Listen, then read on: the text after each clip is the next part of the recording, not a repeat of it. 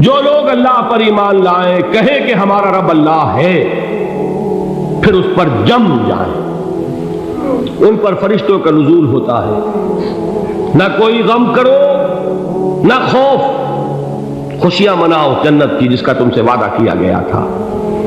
اللہ کی ربوبیت پر اطمینان جب انسان کو ہو جاتا، میرا رب اللہ ہے، ربی اللہ، انسان کے لیے نہ کوئی کھٹکا، نہ کوئی خطرہ، نہ کوئی خوف، نہ کوئی حزن۔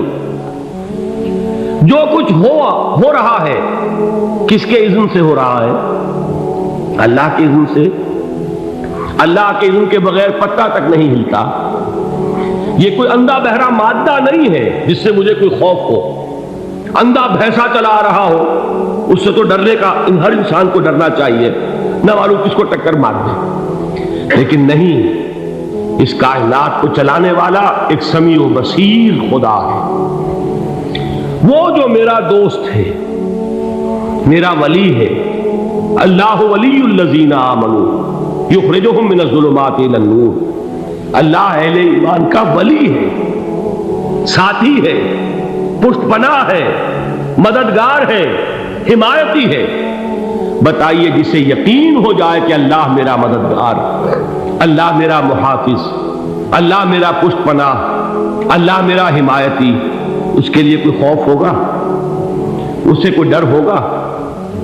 میں مثال دیا کرتا ہوں ایک بہت سادہ، پنجاب کے دیہات کی۔ تو بڑا چودھری ہے اور کوئی غریب کسان ہے۔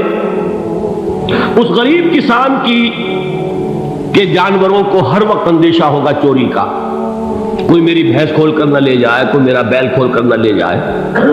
لیکن جس کے بارے میں یہ سب کو معلوم ہو کہ وہ جو بڑا چودھری ہے وہ اس کا دوست ہے، اس کی بچیا کو کوئی خوف ہوگا؟ اس کی بھینس پر کوئی ہاتھ ڈالے گا؟ اسے کوئی اندیشہ ہوگا؟ نہیں۔ کیوں؟ کہ وہ بڑا چودھری، بڑا اس کا یہاں کا سردار، جاگیردار، سب کو معلوم ہے وہ میرا دوست ہے، کوئی میرے خلاف اقدام نہیں کر سکتا۔ اس دنیا میں یہ چھوٹی سی بات اگر آپ کے دلی اطمینان اور سکون کا باعث بن سکتی ہے تو ذرا تصور کیجئے۔ میں لفظ تصور استعمال کروں گا صرف اس لیے کہ اس کا ہم جس کو کہتے ہیں ادراک اور شعور کر نہیں سکتے، اگر کے ساتھ کر سکتے۔ اگر یقین ہو کہ اللہ میرا مددگار اور یقین ہو کہ اللہ ہر آن میرے ساتھ ہے، پھر کوئی خوف؟ کس کا خوف؟ کوئی شے اللہ سے بالا تر ہے؟ کوئی قوت اس سے زیادہ طاقتور ہے؟ کوئی اس کے ارادے کو بدلنے والا ہے؟ کوئی اس کی مشیت کے آڑے آنے والا ہے؟ یہی بات ہے جو حضور نے فرمائی۔ یہ ایمان کا حاصل ہے لب لباب، کہ دیکھو اچھی طرح اس بات کو ذہن نشین کر لو، اگر تمام انسان مل کر تمہیں کوئی نقصان پہنچانا چاہے نہیں پہنچا سکتے، مگر جو کچھ اللہ نے لکھ دیا ہو، اور تمام انسان مل کر تمہیں کوئی نفع پہنچانا چاہے نہیں پہنچا سکتے، مگر وہ شے جو اللہ نے طے کر دی۔ آپ پھر میں کہوں گا ذرا طاری کیجئے، اسے فرض کیجئے، اسے سوچئے۔ اگر اس حدیث پر ہمارا دل ٹھکا ہوا ہو تو کسی سے ڈر ہوگا؟ یہ مجھے نقصان نہ پہنچا دے، یہ میری رپورٹ خراب نہ کر دے، یہ میری انکریمنٹ نہ رکوا دے، یہ میرا یہ نہ بگاڑ دے، یہ میرے یہ نقصان نہ پہنچا دے۔ اس کا ڈر، اس کا ڈر، اس کا خوف، اس کی خوشامد، اس کے لیے جا کر طرح طرح سے اپنی عزت نفس کو ذلیل کروانا اس کے سامنے، یہ سب کچھ کیوں کرتا ہے انسان؟ جب سمجھتا ہے کہ اس کے ہاتھ میں میرا کوئی نفع ہے، اس کے ہاتھ میں میرے لیے کوئی ضرر ہے، یہ مجھے کوئی غضب پہنچا سکتا ہے، یہ مجھے کوئی نقصان پہنچا سکتا ہے، یہ میرا کوئی کام بنا سکتا ہے، یہ میری کوئی ضرورت پوری کر سکتا ہے، اسی کا نام شرک ہے۔ جہاں آپ نے یہ سمجھا کہ غیر اللہ کے اندر کوئی طاقت موجود ہے، وہی شرک ہے۔ بتوں سے تجھ کو امیدیں، خدا سے نو امیدی، مجھے بتا تو صحیح اور کافری کیا ہے؟ شرک تو یہ ہے۔ جس پر بھی تمہیں یہ خیال ہے، کلمہ ہے یہ کلمہ سوم، لا حول ولا قوت الا باللہ، ذرا اس پر دل کو کبھی اگر آپ تصور کریں، پھر فرض کریں، دل ٹھک جائے اس پر، کوئی طاقت نہیں۔ یہی بات تھی جو شیخ عبد القادر جیلانی رحمۃ اللہ علیہ نے اپنی وصیت میں اپنے بچے سے کہی. 11ویں دینے والے ہیں، لیکن حضرت شیخ عبد القادر جیلانی کی وصیت اور تعلیمات کو کتنے لوگ ہیں جانتے ہو؟ یہ جن مقامات تک پہنچے ہیں وہ کس چیز کی بدولت پہنچے؟ انہوں نے جو پیغام دیا وہ کیا تھا؟ اے میرے بچے، جس طریقے سے قرآن مجید میں حضرت لقمان کی نصیحتیں جو ہے نقل کر دی گئی ہیں، میں یہ عرض کروں گا بالفرض اگر قرآن حضرت عبد القادر جیلانی کے بعد نازل ہوا ہوتا تو شیخ عبد القادر کی یہ نصیحتیں بھی قرآن میں درج ہوتی. اتنی اونچی نصیحتیں ہیں. اے میرے بچے، اس حقیقت کو ذہن نشین کر لے، لا فاعل فی الحقیقت ولا مؤثر الا اللہ. اس کائنات میں نہ کوئی فاعل حقیقی ہے نہ مؤثر حقیقی ہے سوائے اللہ. کسی شے میں کوئی تاثیر نہیں اگر اللہ نہ چاہے. آگ جلا نہیں سکتی اگر اللہ نہ چاہے. پانی ڈبو نہیں سکتا اگر اللہ نہ چاہے. زہر ہلاک نہیں کر سکتا اگر اللہ نہ چاہے. کوئی چیز فائدہ نہیں پہنچا سکتی اگر اللہ نہ چاہے. تو در در پہ کیوں سر جھکاتے ہو؟ در در پر کیوں جبیں سائی کرتے ہو؟ سب کے سامنے کیوں ہاتھ پھیلاتے ہو؟ ایک اللہ سے مانگو. ایک اللہ کے سامنے زمین پر اپنی جبین رکھو. لا فاعل فی الحقیقت ولا مؤثر الا اللہ. نظر آتا ہے ہمیں کہ پانی پیاس بجھا دیتا ہے. پیاس بجھانے کی صلاحیت پانی میں نہیں ہے، اللہ کے اذن سے. کھانا بھوک مٹا دیتا ہے. بھوک مٹانے کی صلاحیت کھانے میں نہیں ہے، اذن رب میں. دیکھیے یہی یقین تھا. حضرت موسیٰ علیہ السلام کا واقعہ یاد کیجئے.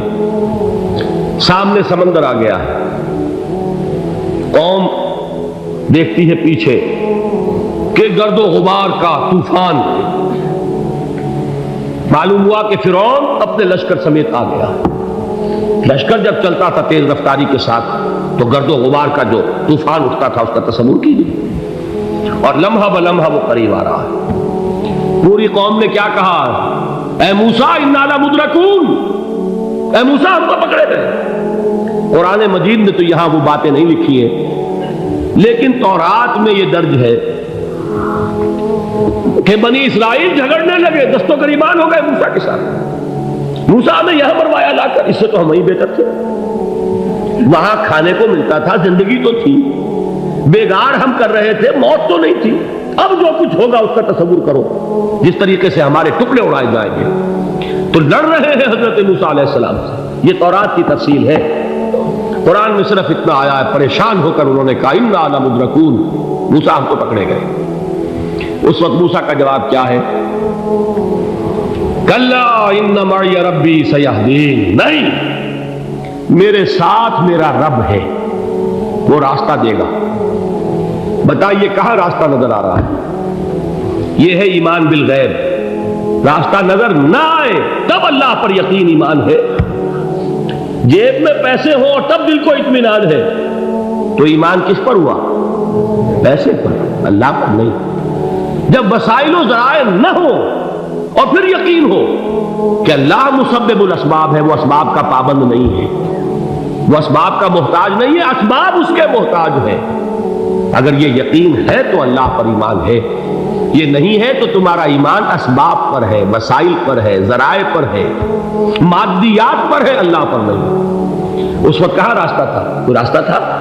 سمندر ہے اور ادھر سے لشکر آ گیا ہے. کلا ان معی ربی سیہدین. اب دیکھیے ایمان کہہ دینا آسان ہے، ہوا معکم اینما کنتم. جہاں کہیں بھی تم ہوتے ہو اللہ تمہارے ساتھ ہوتا ہے. لیکن اس کا یقین قائم ہو جائے تو زمین و آسمان کا فرق واقع ہو جائے. یہی بات ہوئی حضور کے ساتھ. غار ہے، چھپے ہوئے ہیں محمد رسول اللہ اور آپ کے وہ یار غار ابو بکر صدیق رضی اللہ تعالی عنہ. اقبال نے حضرت ابو بکر کی شان میں چند اشعار کہیں صرف، لیکن واقعہ یہ ہے کہ بھاری بھاری نظموں پر اور قصیدوں پر بھاری ہے. طویل ترین نظمیں اور قصیدے ہوں ان پر بھاری ہے. ہمتیں ابو بکر کی ہمت جو ہے کشت ملت را چو ابر، جیسے بارش سے کھیتی اپجتی ہے، ابو بکر کی ہمت اور عزیمت اس امت کو اسی طرح سینچنے والی ہے۔ ثانیے اسلام و غار و بدر و قبر، وہ دوسرے تھے اسلام میں، دوسرے پہلے کون تھے؟ انا اول المومنین، حضور فرماتے ہیں سب سے پہلا ایمان لانے والا میں، دوسرے ابو بکر۔ ویسے ہمارے ہاں یہ چلتا ہے اختلاف، حضرت علی پہلے ہیں کہ حضرت ابو بکر پہلے ہیں، لیکن اس میں بڑی خوبصورت تطبیق قائم کی ہے علماء نے، اور بہت صحیح ہے۔ چار کے بارے میں فیصلہ ہی مت کرو کہ کون پہلے، ان کی ایک عجیب تقسیم کر دی ہے۔ آزاد مردوں میں، بالغ مردوں میں سب سے پہلے ابو بکر، بچوں میں سب سے پہلے علی، خواتین میں سب سے پہلے خدیجہ، اور غلاموں میں سب سے پہلے زید بن حارثہ۔ بڑی پیاری تقسیم ہے، یہ چاروں ہی پہلے ہیں، ہر ایک کے لیے اولیت ہے۔ اور واقعہ یہ ہے کہ اگر زمانی اعتبار سے تعین ہوگا تو پہلے خدیجہ الکبریٰ آئیں گی رضی اللہ تعالی عنہ، کسی اور سے بات کرنے کی نوبت بعد میں آ سکتی ہے، پہلے تو اہلیہ محترمہ سے بات ہوئی، آتے ہی پہلی وحی ہوئی ہے، ابھی تبلیغ کا حکم نہیں تھا، کس کو بتایا واقعہ؟ ابھی اپنی نبوت کی تبلیغ کا تو حکم ہی نہیں آیا، واقعہ کس کا ہے؟ وہ خدیجہ کا ہے۔ جب کہا ہے کہ خشیت علی نفسی، مجھے اپنی جان کا اندیشہ ہے، تو کیا جواب دیا خدیجہ نے رضی اللہ تعالی عنہا؟ وہ صدیقۃ الکبریٰ ہے، صدیقات جو ہے خواتین ان میں چوٹی پر خدیجہ الکبریٰ ہے رضی اللہ تعالی عنہا، اور صدیق جو مرد ہیں ان میں صدیق اکبر ہے ابو بکر صدیق رضی اللہ تعالی عنہ، لیکن صدیقات میں چوٹی پر۔ جب حضور نے فرمایا خشیت علی نفسی، کیا فرمایا، کیا عرض کیا، کیسے تسلی دی؟ نہیں، اللہ آپ کو ضائع نہیں کرے گا، آپ غریبوں کے ہمدرد ہیں، آپ مساکین کے تکالیف رفع کرنے والے ہیں، آپ بیواؤں کی سرپرستی کرتے ہیں، آپ مسافروں کی خدمت کرتے ہیں، اللہ آپ کو ضائع نہیں کرے گا، یہ یقین ہے اس خاتون کے اندر۔ خیر وہ ایک علیحدہ بات ہو جائے گی۔ میرے دل پر حضرت خدیجہ رضی اللہ تعالیٰ عنہ کی شخصیت کا بڑا گہرا نقش ہے، جو وہ کوئی اور ہی وقت اور موقع ہوا تو بیان ہوگا۔ بہرحال اقبال نے ایک مصرے میں جو چار اولیتیں جمع کر دی ہیں، ہمت او کشت امت را چو ابر، ثانی اسلام و غار و بدر و قبر۔ اسلام میں حضور کے بعد پہلے کون؟ ابو بکر، غار میں حضور کے ساتھ کون؟ ابو بکر، بدر کی رات اللہ کا رسول سر بسجود، وہ جھاڑ، وہ گھاس پھوس کی جو جھوپڑی بنائی گئی تھی، اور وہاں تلوار ننگی لے کر پہرا دینے والا کون؟ ابو بکر، اور اس حجرہ عائشہ میں محمد کے بعد سب سے پہلے دفن ہونے والا کون؟ ابو بکر رضی اللہ تعالی عنہ صلی اللہ علیہ وسلم۔ وہ جو معاملہ میں سنا رہا تھا غار ثور کا، حضرت ابو بکر بھی حضور کے خیال سے لرز گئے ہیں۔ آپ کو یاد ہوگا کہ جا کر پہلے تمام جتنے سوراخ تھے انہیں بند کیا ہے، ایک سوراخ رہ گیا تھا جس کو بند کرنے کے لیے کوئی کپڑا نہیں تھا، وہاں اپنی ایڑی رکھی ہے، تب کہا ہے حضور سے تشریف لائیے، اور اپنے زانو پر حضور کو لٹایا ہے، اور وہاں کسی موذی جانور نے کاٹا ہے، حضور کی آنکھ لگ گئی تھی، اس وقت اس بل کے اندر جو بھی بچھو ہے کیا ہے واللہ عالم، اس نے کاٹا ہے، اس کی تکلیف کی وجہ سے ابو بکر کی آنکھوں سے آنسو ٹپک گئے، حضور کے چہرے مبارک پر پڑے ہیں، تو حضور جاگے ہیں، معاملہ کیا ہے؟ ایڑی نہیں ہٹائی وہاں سے، مبادا وہ جانور وہاں سے نکل کر محمد الرسول اللہ کو کوئی گزن پہنچا دے، ابو بکر کی ایڑی ہے، جس طرح چاہے کھا لے، ختم کر دے، جان نکل جائے تب کوئی آنچ آئے، محمد پر تو آئے، لیکن جیتے جی نہیں۔ وہ ہے ابو بکر حضور کے خیال سے، اس وقت حضور نے پھر اپنا لعاب دہن لگایا ہے، اور اس سے پھر آپ کی تکلیف ختم ہوئی۔ جیسے خیبر میں حضرت علی کی آنکھ دکھ رہی تھی، اس کو جو شفا حاصل ہوئی ہے وہ بھی حضور کے لعاب دہن سے ہوئی۔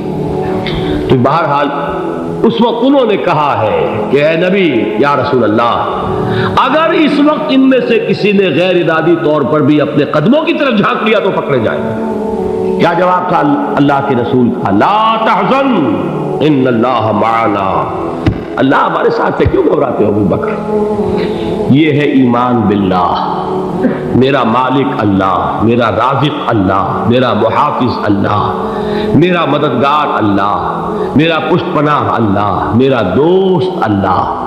یہ دوستی ہے اللہ کی جو لب لباب ہے، حاصل ہے ایمان کا، اسی کا نام ولایت ہے۔